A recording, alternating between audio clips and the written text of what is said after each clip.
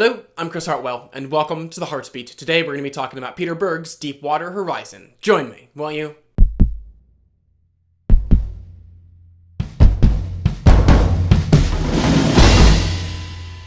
So, in Deepwater Horizon, we are taken back to the events of April 20th, 2010, and the disaster that occurred on that oil rig, really shown in detail all that those who were on it were forced to endure as they fought to survive one of the largest man-made disasters in history. Now, for better and for worse, director Peter Berg really does have a very distinctive style of filmmaking, which we have seen used quite effectively and appropriately on films like Friday Night Lights and Lone Survivor, as well as quite the opposite on films like Hancock and Battleship. Fortunately, I was spared pretty much any trepidation that Deepwater Horizon would turn out like the latter two of those films, if only because the story that it was tackling was, in broad strokes anyways, quite similar to the fantastic Lone Survivor, one that recounted a historic, very harrowing fight for survival. And I am very pleased to report that my suspicions were indeed correct. Deepwater Horizon was an extremely effective, expertly handled, powerfully moving film that absolutely maximized Berg's now consistent style. A style that, more than anything, is focused on capturing as identifiable, relatable, and grounded of a world as possible. On each of his films, with his loose documentary style, the filmmaker is constantly seeking to capture something that feels both honest and true. But actually what I enjoyed most about Berg's direction on this film was just seeing him stretch himself, really using his visuals and sound design in these very nuanced and intentional ways.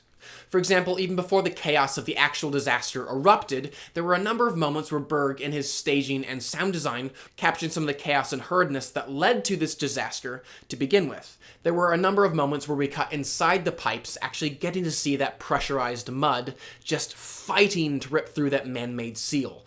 And the sound effect that accompanied those images was that of a roaring animal, which did remind me of the brilliant moments in Steven Spielberg's Duel and Jaws, where the director used an old roaring dinosaur sound effect to accompany the demise of those films' antagonists. Even if Duels was an inanimate truck, Jaws a silent leviathan, and Deepwater Horizons compressed mud and oil. It just felt incredibly appropriate to have each of them personified in that way.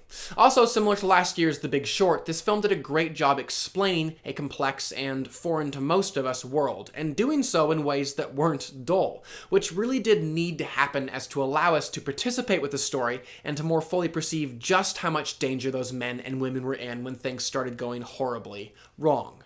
Connected to that, this film did a great job breaking down the stages of this disaster. We understood that this would happen, and then this, and then this, and our characters had 30 seconds to respond, or that would happen. And even as this film, especially after that first eruption, really was just this non-stop falling line of dominoes, Berg still very smartly infused into this film these distinctive, memorable set pieces.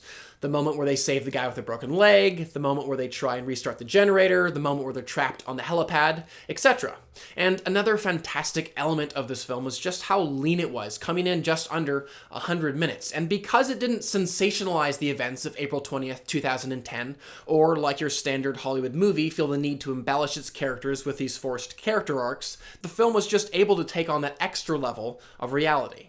And within that, I really appreciated how Berg directed his actors, consistently ensuring that their performances felt both crafted and intentional, as well as naturalistic and almost improvisational, which was just great to watch because both approaches can so easily fail. Scripted banter often coming off as forced or just falling flat, and improvised interactions feeling meandering and unfocused. And I never once felt that on this film.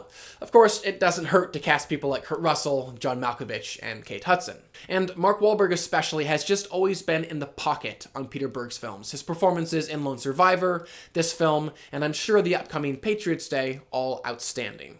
But what was also great, though, was seeing all these relative unknowns written in a way that not only allowed them to go toe-to-toe with a movie star like Wahlberg, but even in moments, upstage him.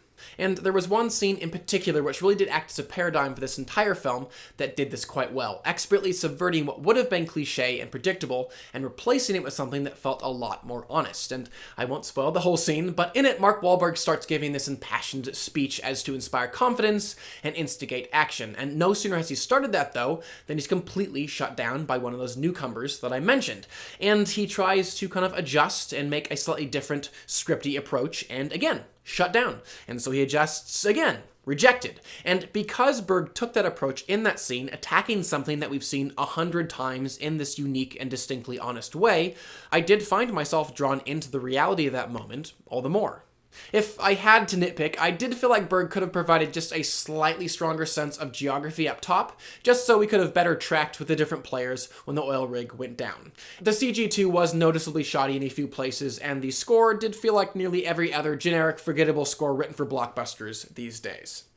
In the end though, guys, I have no problem saying that Deepwater Horizon was a very powerful story, simply and effectively told. And it's for all these reasons that I will give the film a 4 out of 5. I would still know what you guys thought of the film though, so definitely comment below and let me know. What's your favorite Peter Berg film? What's your favorite natural disaster film? Armageddon, Deep Impact, Volcano, Dante's Peak, Twister, perhaps? Definitely comment below and let me know. Finally, please do subscribe. I'm going to continue to review films and television on this channel, and I would love for you to stay up to date on all of those things. But for now, I'm Chris Hartwell. This is The Heartbeat. Thank you for joining me.